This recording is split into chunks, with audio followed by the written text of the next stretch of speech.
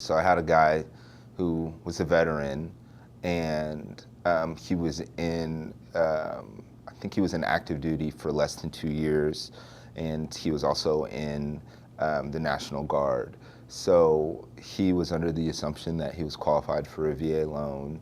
We had trouble since he was in the military 25 plus years ago. They didn't have good copies of his discharge paperwork.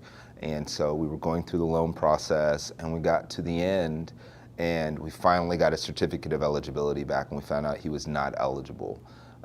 They called me up crying, and they said, "I'm sorry we wasted your time." They're in their mid-late 50s. This is their first time purchasing a home, and they just told me it was their dream to be able to own something of their own.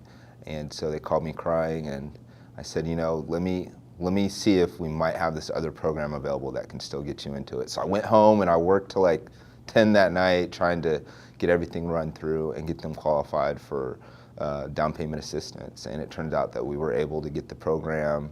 We switched everything over to the REI program and closed the following week. And they were literally in tears at the closing table, just the most thankful people that you'll ever meet. And so they wouldn't have been able to get into a home at all had it not been for the down payment assistance. They made too much money for the local.